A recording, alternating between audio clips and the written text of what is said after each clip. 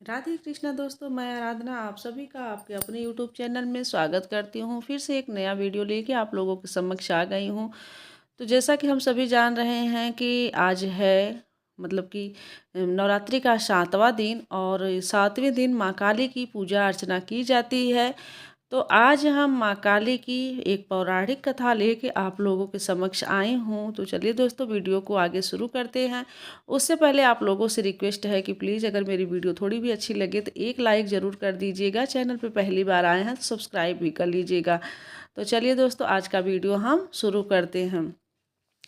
तो जैसा कि हम सभी जानते हैं दोस्तों कि नवरात्रि में माँ दुर्गा के 9 रूपों की पूजा की जाती है और हर एक दिन इनके अलग अलग रूप होते हैं, जिनके हर अलग अलग रूपों की हम पूजा हर एक दिन अलग अलग विधि विधान से करते हैं।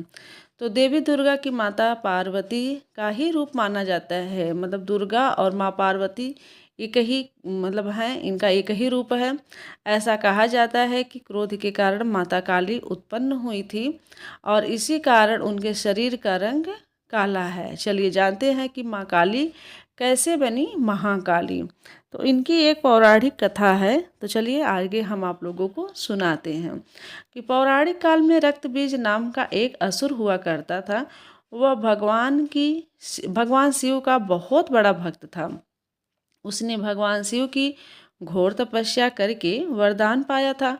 उसे वरदान मिला था कि उसे रक्त की जितनी बूंदें धरती पर गिरेगी, उसके रक्त की जितनी भी, उसके खून की जितनी भी बूंदें धरती पे गिरेगी, उतने ही बलशाली असुर उत्पन्न हो जाएंगे। भगवान शिव से वरदान मिलने के बाद वह ऋषि मुनियों पर अत्याचार करने लगा। फिर ऋषि मुनियों ने देवताओं से रक्षा करने की विनती की। तो हमारे भोलेनाथ ऐसे ही हैं ना कि अगर वो किसी पे खुश हो जाते हैं तो आगे पीछे कुछ नहीं सोचते हैं, जो जो मांगता है अपना दे देते हैं। तो राक्षस लोग ऐसे ही भगवान भोलेनाथ को प्रसन्न किया करते थे और उनसे मनचाहा वरदान मांगते थे। तो अभी बड़ी मुसीबत आ गई कि देवताओं को और ऋषि मुनियों से परेशान करने लगा और देवताओं से ऋषि मुनि जो है रक्षा की विनती करने लगे। उसके बाद क्या होता है कि रक्त बीज और देवताओं के बीच युद्ध होता है। उसमें क्या होता है कि ऋषि मुनियों की रक्षा के लिए देवताओं ने रक्त बीज को युद्ध के लिए ललकार दिया और रक्त बीज भी युद्ध करने आ पहुंचा। युद्ध में रक्त बीज के शरीर से खून की गिरने वाली सभी बूंदें रक्त बीज के जैसे ही बलशाली असुर बनते गए। काफी समय तक युद्ध करने के बाद भी देवतागण उसे युद्ध में मार नहीं पाए। अंत में क्या हुआ कि देवताओं को रक्तबीज से हरा दिया। देवताओं ने रक्तबीज से हरा दिया और देवलोक को अपने अधिकार में कर लिया। इसके बाद सभी देवता शिव जी के पास पहुँचे। सभी ने भगवान से रक्षा करने की प्रार्थना की। तब क्या होता है कि उस समय देवी पार्वती भी शिव जी के साथ ही मौजूद थी। देवताओं की बातें सुनकर वह क्रोध से लाल हो गई। तब उनके शरीर से माता काली की उत्पत्ति हुई। फिर देवी काली रक्त बीज से युद्ध करने निकल पड़ी। युद्ध के मैदान में देवी काली ने अपने जीव को काफ़ी बड़ा कर लिया। उसके बाद रक्त बीज के शरीर से जो भी रक्त की बूंदें गिरती, माता काली उससे उत्पन्न होने वाले सभी असुरों को निगल जाती। इस तरह जब रक्त बीज का शरीर रक्त विहीन हो गया तो माता काली ने उसका भी अंत कर दिया। उसके बाद रक्त बीज के वध के बाद भी माँ काली का क्रोध शांत नहीं हो रहा था। ऐसा प्रतीत हो रहा था कि मानो वह तीनों लोकों को निगल जाएगी। देवी के रूप को देखकर सारे देवता इधर उधर भागने लगे। तब भगवान शिव उनके रास्ते में लेट गए। क्रोध में ही देवी काली ने भगवान शिव की छाती पर अपना पैर रख दिया। इसके बाद देवी काली का क्रोध शांत हुआ।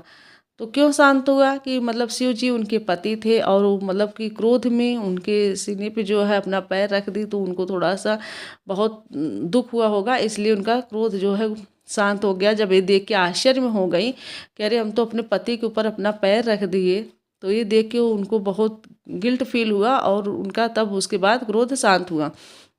वही कालिका पुराण में वर्णित कथा के अनुसार एक बार हिमालय पर स्थित मातंग मुनि के आश्रम सभी देवता पहुँचे। उसके बाद मातंग मुनि ने यज्ञ आरंभ किया। फिर सभी देवता महामाया देवी की स्तुति करने लगे। काफ़ी समय तक स्तुति करने के बाद महामाया देवताओं के सामने प्रकट हुई। माता ने देवताओं से पूछा कि तुम सभी किस की स्तुति कर रहे हो। उसी समय देवी महामाया के शरीर से एक काली रंग की दिव्य स्त्री प्रकट हुई। उस दिव्य स्त्री ने महामाया से कहा, ये सभी मेरी ही स्तुति कर रहे हैं। वही देवी महाकाली के नाम से जानी जाती है। तो ये तो जो है आपको ये कालिका पुराण में वर्णित है ये कहानी। तो दोस्तों ये थी महाकाली की पौराणिक कथा। तो आशा करती हूँ कि ये कथा ये कहानी आप लोगों को काफ़ी अच्छी लगी होगी। और अगर अच्छी लगी हो तो माँ काली का एक बार जय जयकारा ज़रूर कर दीजिएगा कमेंट में। और बताइएगा कि हमारी वीडियो आप लोगों को कैसे लगते हैं। अगर थोड़ी भी अच्छी लगी हो तो प्लीज़ वीडियो को एक लाइक और शेयर ज़रूर कर दीजिएगा। चैनल पे पहली बार आए हैं तो सब्सक्राइब भी कर लीजिए, बेल आइकन को प्रेस कर दीजिए, ताकि ऐसे ही पौराणिक